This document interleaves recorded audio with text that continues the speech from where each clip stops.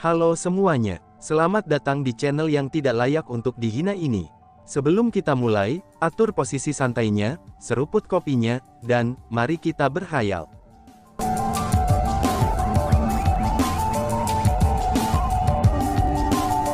Melanjutkan cerita sebelumnya, bukan apa-apa, itu hanya beberapa masalah pribadi dari tanah suci gaun merah kita, kata Yin Zhuanghong.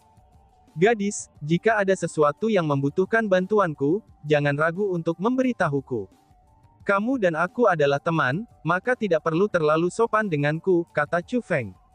Yin Zhuanghong merasa sedikit terharu setelah mendengar kata-kata itu. Tanpa mengatakan apa-apa, dia pun mengangguk. Kemudian, mereka berdua mengobrol sebentar sebelum Yin Zhuanghong membawanya pergi. Pada hari-hari berikutnya, Yin Zhuanghong akan mengunjungi Chu Feng setiap hari. Selain itu, dia juga akan memerintahkan orang untuk memberikan minuman dan dimsum kepadanya. Selain itu, Yin Zhuanghong sangat sibuk. Dia hanya akan mengunjungi Chu Feng untuk waktu yang singkat sebelum pergi. Satu hal yang layak disebutkan adalah, bahwa Yin Zhuanghong telah memperkenalkan Chu Feng sebagai Asura kepada orang lain. Dia tidak menyebutkan identitas aslinya kepada siapapun, dan hal ini menyebabkan Chu Feng memiliki kesan yang lebih baik padanya. Karena bagaimanapun, gadis itu masih memikirkan keadaannya. Selanjutnya, Chu Feng awalnya berpikir bahwa Yin Zhuanghong telah mengundangnya karena dia membutuhkan bantuannya. Setelah semua, seperti Grandmaster Yuan Shu dan Zhang Duotuo, Chu Feng juga seorang spiritualis dunia.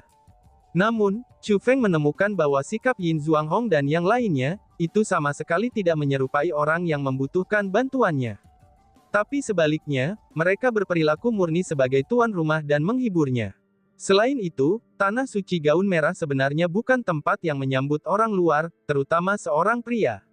Namun, Chu Feng menerima perawatan dari tamu terhormat saat dia tiba di tanah suci gaun merah. Chu Feng tahu bahwa dia hanya bisa menerima perlakuan semacam ini, itu karena orang-orang dari tanah suci gaun merah memberi wajah kepada Yin Zhuanghong. Dengan semua yang dikatakan, Chu Feng tidak menganggur sambil tinggal sebagai tamu di tanah suci gaun merah. Dia menyerahkan jade roh dunia, dan semua harta karun dari 11 spiritualis dunia yang dia peroleh dari gerbang istana roh dunia kepada Yusa, dan juga menyuruhnya memulai pelatihan dengan mereka. The World Spirit Jade sangat mengesankan.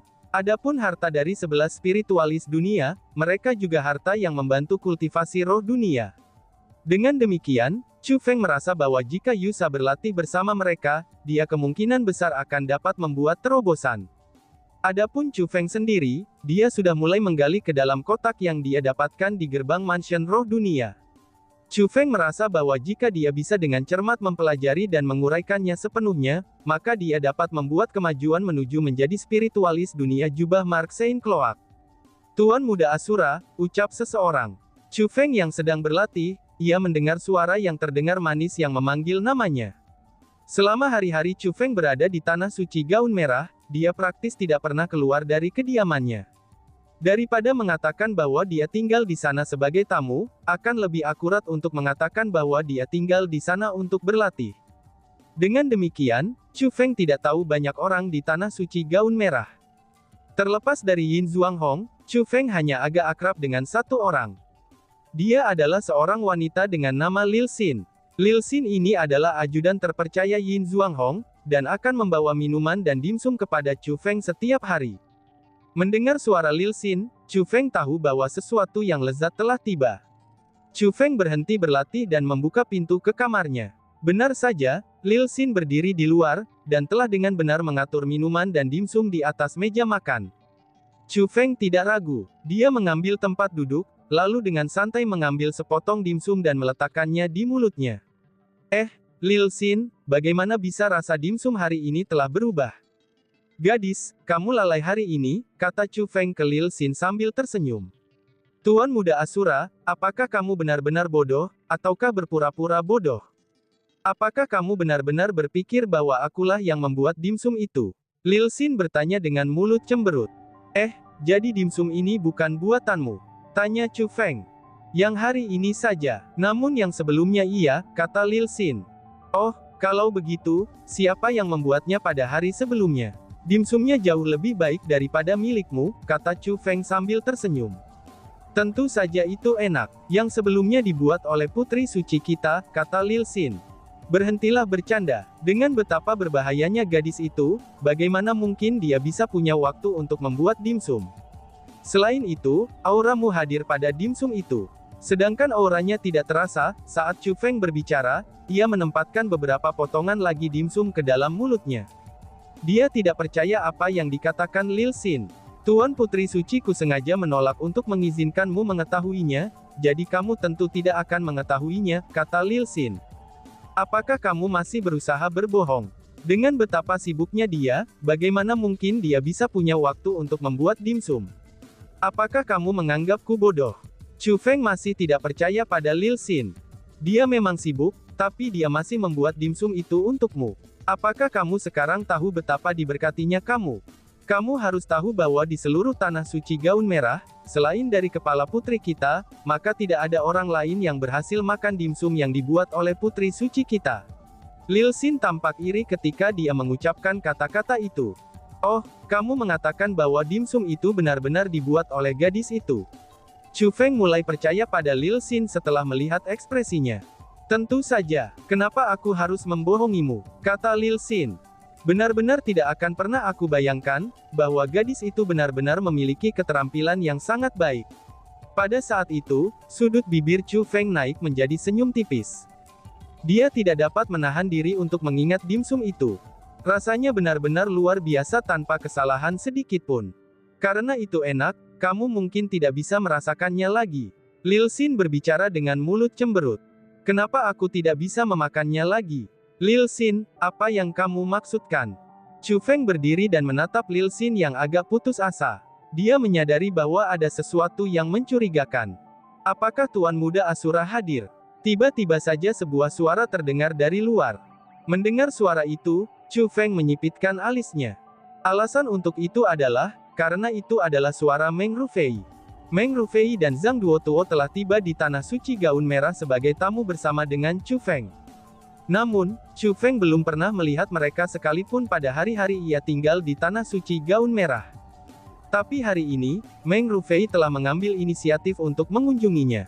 Lebih jauh lagi, dia berbicara dengan suara yang sangat gembira, dan seolah-olah semacam hal yang menggembirakan telah terjadi. Ini menyebabkan Chu Feng menyadari bahwa orang itu mungkin datang dengan niat buruk. Setelah semua, sesuatu yang menggembirakan bagi orang itu pasti akan menjadi sesuatu yang buruk bagi Chu Feng. Lil Xin, tunggu di sini. Setelah mengucapkan kata-kata itu, Chu Feng berjalan keluar. Benar saja, ketika Chu Feng melihat Meng Rufei, dia tampak sangat berbeda. Dia penuh semangat dan sangat senang, bahkan senyum yang tidak pernah terlihat juga muncul di wajahnya. Dia memiliki tampilan pengantin pria yang akan menyelesaikan malam pernikahannya, dan ekspresinya sangat gembira. Tuan Muda Meng, apa yang membuat kamu begitu gembira? Tanya Chu Feng. Tidak ada yang istimewa, aku benar-benar datang ke sini hari ini, itu untuk mengucapkan selamat tinggal kepada Tuan Muda Asura, kata Meng Rufei. Apakah kamu akan pergi? Tanya Chu Feng. Jika semuanya berjalan lancar, aku akan pergi besok. Meskipun aku sudah mengenal Tuan Muda Asura hanya untuk waktu yang singkat, dan kami memiliki perselisihan di masa lalu, tapi bisa dikatakan bahwa pertikaian kami telah mengarah ke persahabatan. Karena itulah, aku ingin datang dan memberitahu Tuan Muda Asura tentang satu hal sebelum pergi, yaitu untuk mencegah Tuan Muda merasa sedih di masa depan. Meng Rufei mengucapkan kata-kata itu dengan cara yang sangat membingungkan. Karena Chu Feng tahu bahwa Meng Rufei datang dengan niat buruk, ia juga ingin tahu persis apa yang Meng Rufei inginkan. Jadi dia segera bertanya. Ada apa sebenarnya? Tanya Chu Feng. Jika aku tidak salah, Tuan Muda Asura pasti menyukai Nona Yin kan? Tanya Meng Rufei. Apa yang membuatmu berpikir begitu? Tanya Chu Feng. Intuisiku, kata Meng Rufei. Kalau begitu, kesukaan macam apa yang kamu suka? Tanya Chu Feng. Itu secara alami akan menjadi antara pria dan wanita, kata Meng Rufei. Nona Yin dan aku memiliki persahabatan. Namun jika kesukaan yang kita bicarakan, itu hanya antara teman-teman saja. Aku takut itu berbeda dari apa yang dipikirkan Tuan Muda Meng. Tampaknya intuisi Tuan Muda Meng tidak cukup akurat, kata Chu Feng. Mendengar kata-kata itu, sudut mulut Meng Rufei naik menjadi senyum mengejek, lalu dia berkata. Kamu pasti tahu di dalam lubuk hati, apakah kamu menyukai Nona Yin atau tidak. Tuan Muda Asura, jangan salahkan aku karena tidak cocok dengan teman, karena aku telah mengingatkanmu hari ini bahwa tidak mungkin bagimu dan Nona Yin. Yang terbaik adalah kamu menyerah padanya agar tidak terluka. Lebih jauh lagi, seperti kata pepatah, hanya seorang pahlawan yang cocok dengan kecantikan. Secara alami ada alasan mengapa Nona Yin tidak memilih kamu. Karena itulah Tuan Muda Asura, kamu harus merenungkan dirimu sendiri dan melihat apakah kamu itu kurang atau tidak. Tentu saja, aku tidak memiliki niat jahat, aku benar-benar menasihatimu dengan niat baik. Kata Meng Rufei sambil menatap Chu Feng dengan senyum berseri-seri. Meskipun dia mengatakan bahwa dia menasihati Chu Feng dengan niat baik, tapi penampilan wajahnya itu sepenuhnya mengejek Chu Feng. Jika itu benar-benar terjadi, maka aku juga ingin memberi Tuan Muda Meng nasihat, kata Chu Feng.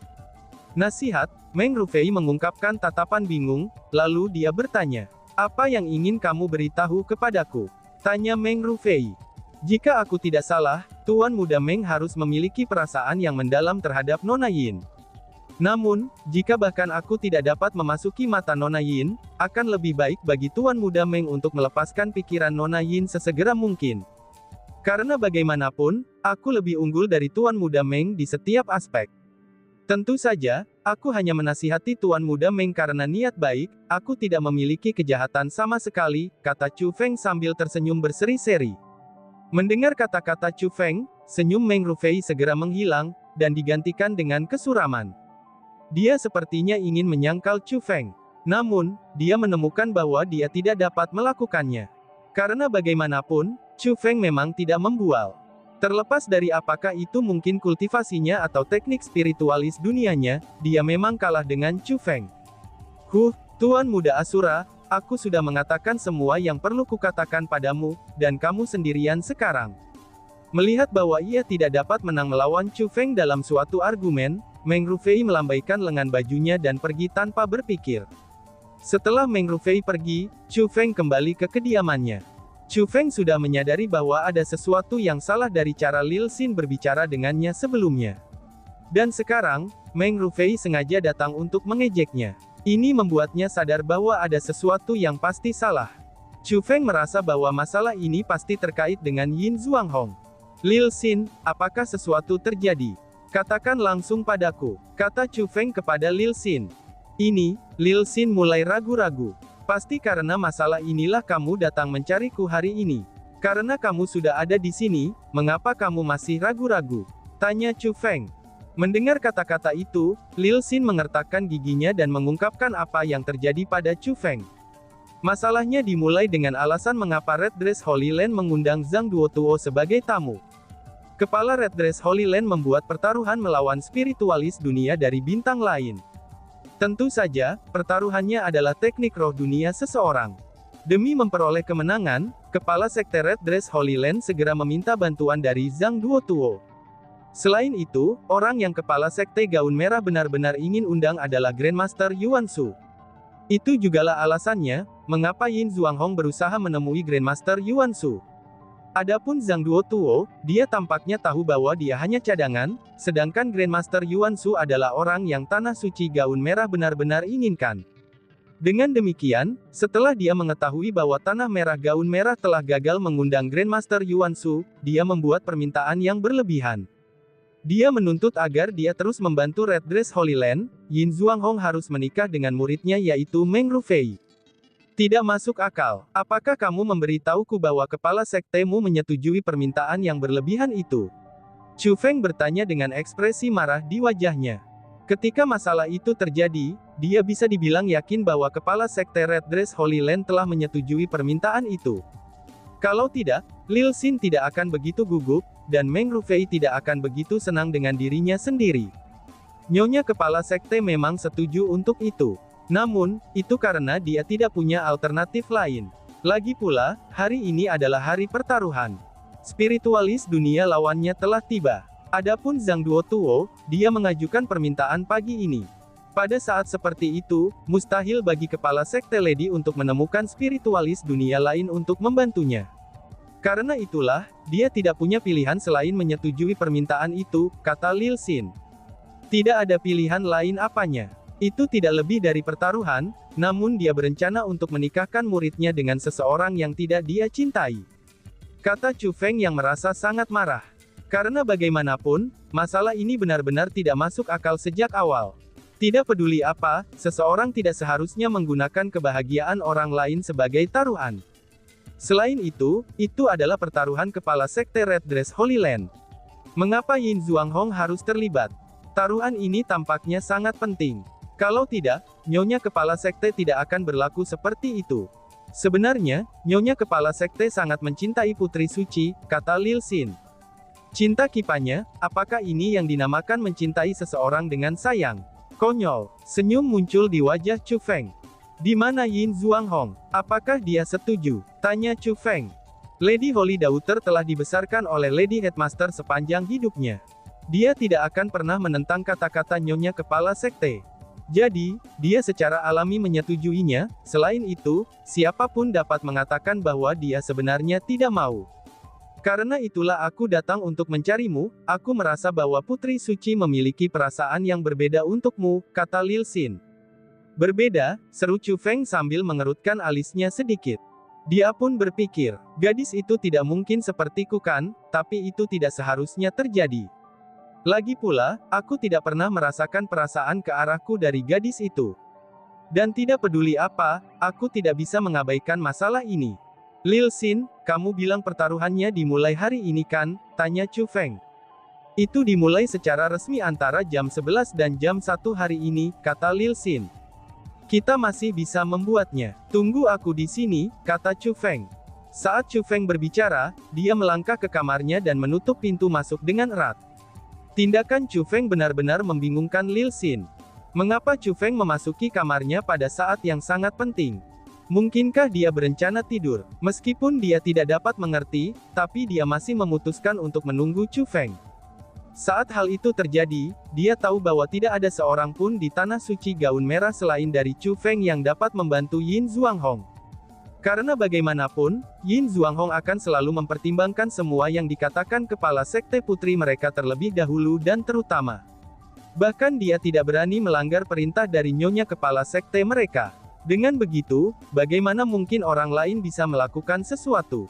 Meskipun Lil Xin tidak tahu apakah Chu Feng bisa melakukan apa saja untuk membantu Yin Zhuanghong, tapi dia adalah satu-satunya pilihan yang dimilikinya. Dan tiba-tiba saja bersambung. Sekian dan terima kasih banyak. Bye-bye.